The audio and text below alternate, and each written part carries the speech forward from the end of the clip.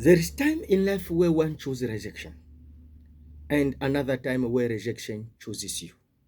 What I mean is that choosing the rejection is a time when you did something knowingly and or unknowingly that brought you rejection. But also the time a rejection chose you, you didn't do anything yet you were rejected. This is a story which we read in the book of Genesis chapter 16, even chapter 21, verse 8 to 21. We found the story of Ishmael. When you read that story, you will find that rejection chose Ishmael.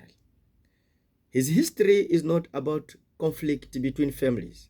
It is about rejection, identity, pain, conflict. Ishmael didn't choose his circumstances, but his circumstances chose him. Ishmael's life began in complexity. His father was Abraham, the man of God's promise. His mother was Hagar, an Egyptian servant of Sarah. He did not choose how he came into this world. He was born of human impatience with God's timing. Before he could speak, tension surrounded him. Before he could laugh, he experienced complexity, rejection, and revolt. Sometimes children suffer because of the decision of adult. Ishmael teaches that even when life begins in brokenness, God's purpose is not cancelled. When Hagar fled into the wilderness, pregnant and afraid, God met her. Ishmael's story began in the wilderness, not in the palace, but in the desert. And yet, heaven was attentive. Parent may overlook. Society may give you name, may label you. Circumstances may wound, but God hears the cry of a child. Years later, after Isaac was born, tension grew in the family. Ishmael was likely a teenager. He was sent away by his father when you read in the book of Genesis, chapter 21. Imagine being a child and watching your father walk away without even giving you a cent. Abraham was a rich man when you read Genesis chapter 13, verse 2. You will find that Abraham was a rich man. Rejection cut deep. I'm telling you, my brother, rejection, especially by families or best friend, cut deep. Some listening today know that pain.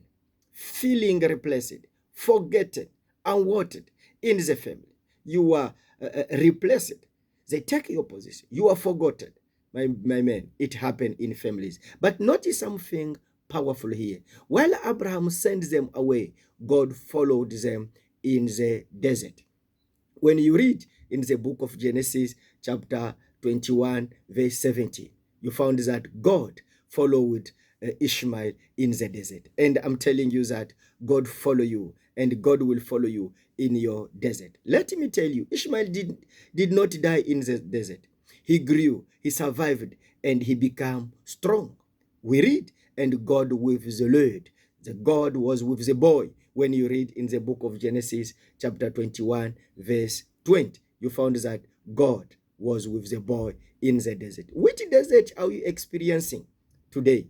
But let me tell you, God is with you. God was with him, not in the comfort of Abraham's tent. No, not in the center of the family celebration, but in the desert. The desert that looked like abandonment became a place of preparation. He grew and became Anaka. The place of rejection became a place of skill development. The hardship produced resilience. Some of you grow up in wilderness season, emotional, financial, or relational desert. But God used that season to make you strong. Your wilderness is not your burial place. It is your training ground. May God help us so much. I'm telling you that your wilderness, it is not your burial place. It is your training ground. The childhood of Ishmael teaches that God sees the rejected. God hears a cry. God provide in the wilderness. Even in the wilderness, my brothers, God provide for us. If God was with Ishmael in the desert, he will be with you in yours. You are not abandoned. You are heard. You are seen, and God is with you. May God bless you so much and have a wonderful day. Thank you very much.